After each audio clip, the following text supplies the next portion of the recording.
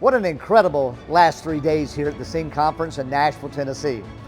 We've been so encouraged, as you see this set here, to have interviews with key speakers and hear really just wonderful testimonies. Things that I know will encourage you in learning how to share your faith with a crazy culture, how to just grow deeper in your walk with Jesus, and then to hear what God is doing around the world. Now, I pray you'll stay tuned and that you'll watch this next video, and I know that it'll be an encouragement to you.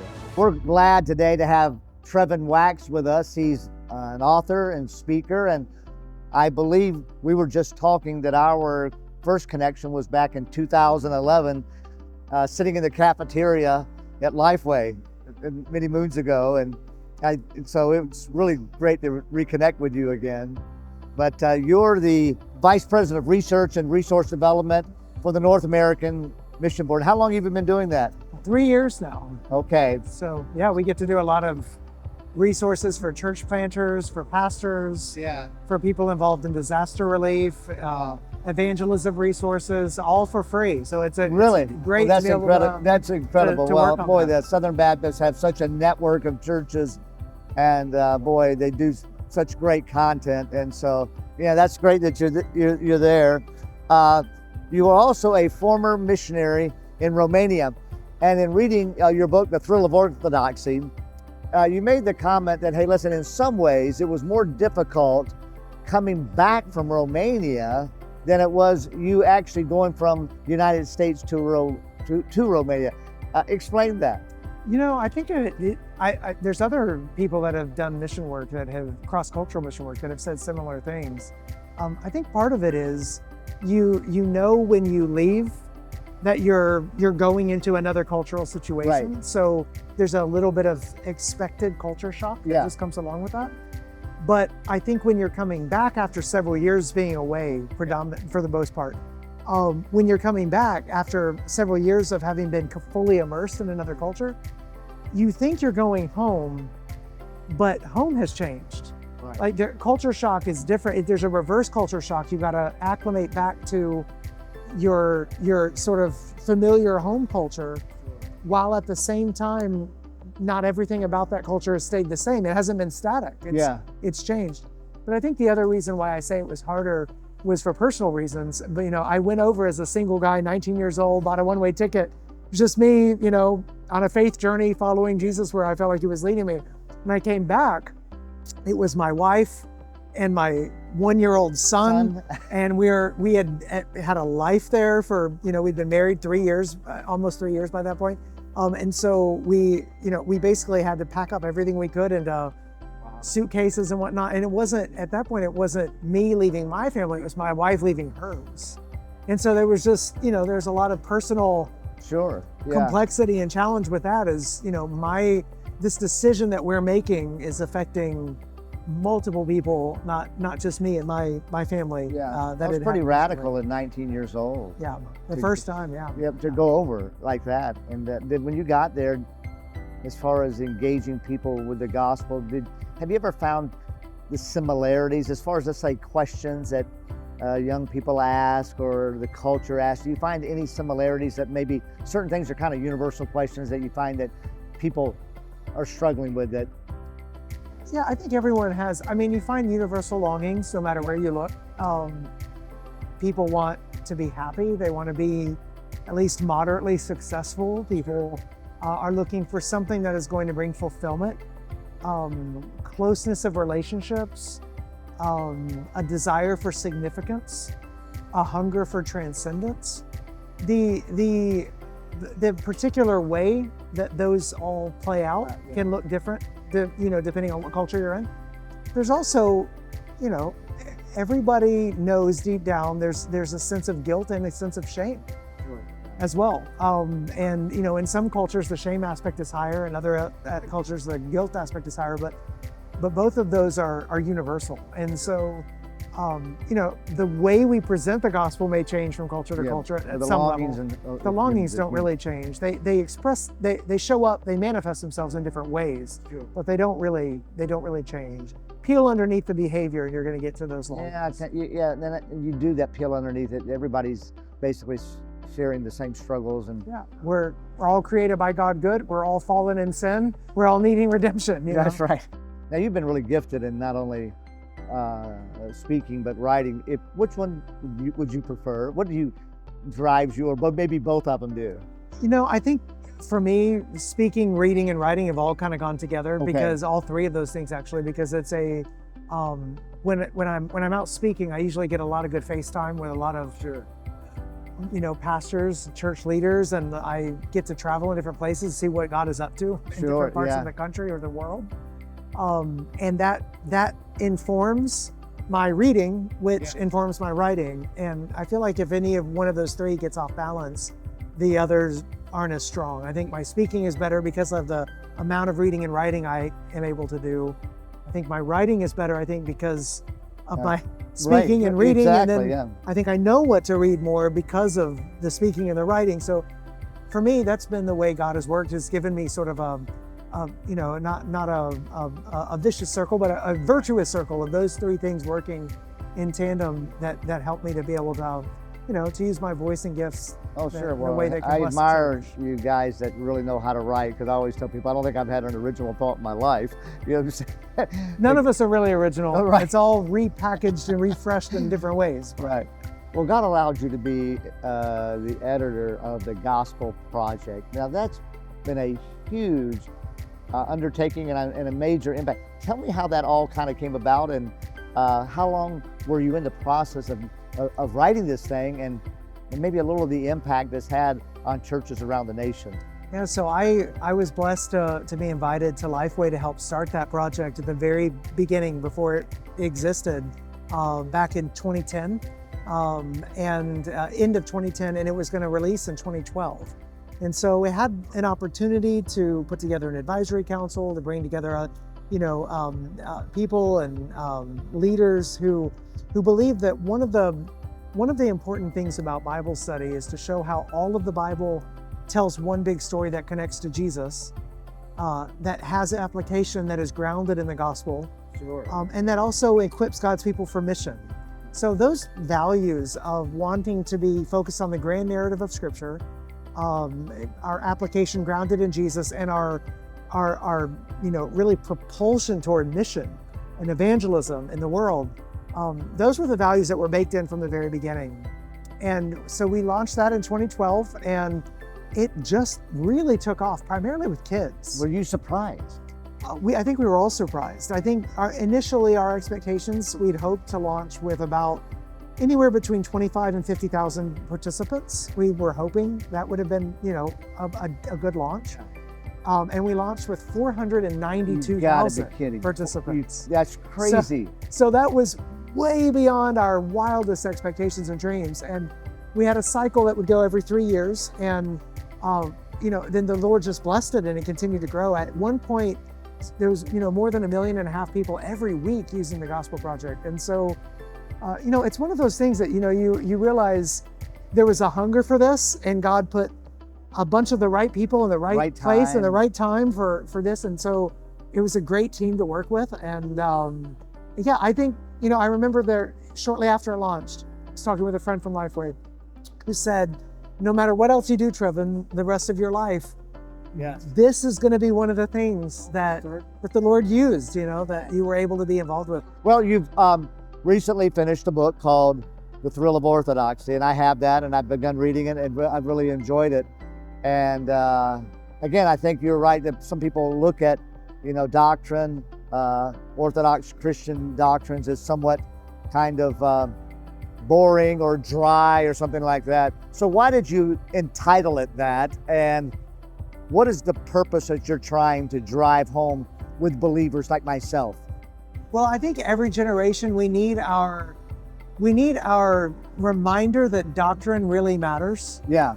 That it's not irrelevant to everyday life. It really does matter. There are certain aspects of Christian theology that the details really do matter. I get one detail off, and it changes the whole story. And so I think what I was trying to do with the book was to show that Orthodoxy is thrilling ultimately because it's about God. And it's supposed to lead us to worship and awe and wonder. And so the goal with the Thrill of Orthodoxy was to have that reminder to say, look, yes, can people present doctrines or the dogmas of the Christian faith in a way that is dry and dusty and stale and so textbookish that it doesn't, connect to the heart? Absolutely. But at the end of the day, these doctrines really matter if they're describing the God of the universe. Sure. If they're leading us to the right worship of God, that is ultimate. Like, what could be more important than that? Sure. Jesus asks the disciples, who do people say that I am? And really all of Christian theology is an answer to that question. Yeah. 2,000 years, we're still answering that question. Yeah. Who do people say that I am? But then it leads to the personal, who do you say that I am? We should have an answer for that. Yeah. And Christian theologians and pastors and believers throughout the ages have been plumbing the depths of the answer to that very question. Yeah. Who is Jesus? For 2,000 years. So, Dorothy Sayers has a great line about how some people think the problem in the church is that there's too much dogma. And she says, no, the problem, what bores people to death is when there's not enough dogma. The drama is the dogma. The dogma is the drama. Like, this is the story of God becoming man. Like, what could be more thrilling than that? The redemption story of Jesus and the resurrection. So my goal with the book was to reawaken. We can become so familiar, I think, with some of the truths that we confess that they no longer really evoke that spirit of awe in us. Yeah. And so I really wanted to evoke that sense of wonder at the beauty of the gospel. So experience should be from what we know rather than just emotional things. Right. It's based on something objective. Yes. Yeah. The subjective experience is based on something. Absolutely. And you want the subjective, you want the emotional experience, but the deeper you go in the riches of the Christian truth, the greater your sense of God's amazing grace is. Let me ask you a question. I think you made a comment in the book, which I think is really interesting, because I often see, as I see on Twitter, unfortunately, just people really going after each other. And they use the term heresy or heretic a lot. And there is a difference between being in error and can you explain the difference? Because people can get trigger happy in using that word when really, they may be wrong about something, but they're really not heretics yet. So can you explain the difference between going into error and then there is a difference between going into heresy? Yeah, no, I think it's so really important, because I think if you don't have the category for error, well, then virtually anybody that disagrees with you could throw out the H word. And they're doing it nowadays. Yes, and I think the problem with that is because there is such a thing as real heresy, and we need the word when we need it. Right. If you water it down and just virtually anyone that is in a different stream of Christianity than you is a heretic, well, then you don't have the word when you really do need it. Right. So the difference between, to really understand heresy, you have to understand orthodoxy, which I define in the book, is basically what has been believed by the church everywhere, always, and by all. Basically, this is the consensus of the church and what the scriptures teach, and the great creeds of the Christian tradition summarize. So it's a summary of scripture. The Apostles' Creed, the Athanasian Creed, the Nicene Creed. Right, yeah. So the difference between error and heresy is errors are those places where we may have drifted from the truth, but we haven't abandoned the faith. We haven't denied a core doctrine of the faith in some way. Now, error could distort some of those doctrines. Some errors are more serious in distorting the gospel than others. Yeah. But it's a difference between those first tier issues that are laid out in the creeds and confessions of the church, and then those secondary issues that a lot of Christians may disagree on. The reason we have different confessions is because different faith traditions, families within within Christian Orthodoxy have come to different conclusions on different things. Yeah. So it's one thing to say that you believe that a brother or sister may be in error on something, and another thing altogether to say the word heresy. Heresy we reserve for what I call damnable doctrine. Like, this is like believing this or not believing this literally is anathema. Right. Is condemning to hell. I think we have to be very careful to not overplay with that, use that word too much, because then we don't have it when we actually do have people actually denying, the bodily resurrection of Jesus, for example, his the divinity of Christ and those other. And that's the difference between that and saying, hey, listen, I feel like I should vote for this person in this particular political party. Someone may disagree, but if you do that, then you're a heretic. I can't. Right. Well, that's a whole difference in denying the resurrection of Jesus Christ. I maybe think you're wrong. Exactly. And that doesn't necessarily mean that you're, damned to hell. Exactly. And you got to be careful, because sometimes people that will too quickly use the heretic word for something like that are actually in danger of heresy themselves, because they're adding to the gospel. They're making a requirement of Christianity that is not what's actually what the gospel teaches. And so it sometimes the heresy hunters can be most prone to falling for heresy themselves. Yeah, I hope they see that. Now, one of the things that you said, and I'll close with this, is you said that maybe the young people, especially some that are deconstructing nowadays, they're swimming in, unfortunately, in toxic waters. And what do you mean by that? Exactly. I think I know where you're going with that, but I just like to. Well, we live in a time when the acids of deconstructing, of having a critical eye toward everything, are just all around us, and especially with social media and the internet age. I mean, we're in a time where it is more popular to tear down than to build up. And I see that across the board, especially with institutions. Yeah. It's a rough time for institutions right now. So everybody's faith journey, and even those who would describe their journey as one of deconstruction, or deconversion even. Right. Every story is different, and so you don't want to put in a category or a box everybody that says they've somehow deconstructed, or they're in some kind of process of deconstruction. Sometimes it's actually a process of disentangling some things that they thought were core to Christianity that aren't. Right.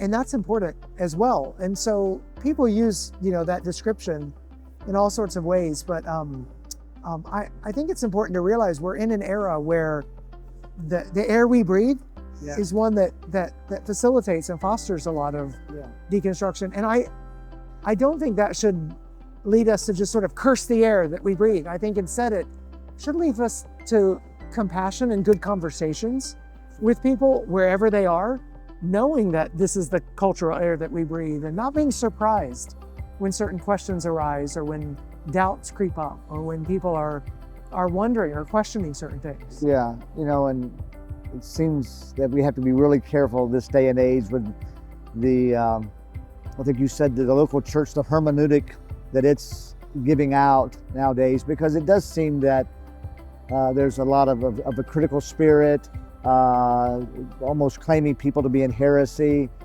and young people see that, and you then add in sometimes some of the unfortunate scandals that have taken place in Christian, and you can see sometimes why people would kind of back away, and so to have the beauty of Jesus, which I feel like sometimes is not being proclaimed, not where you're compromising, but where you're full of grace as Jesus was, but he was also full of truth.